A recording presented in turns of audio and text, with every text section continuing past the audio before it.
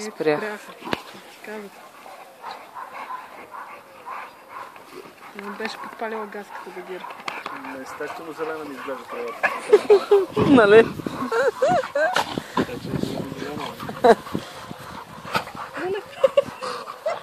Дух, какво се чу?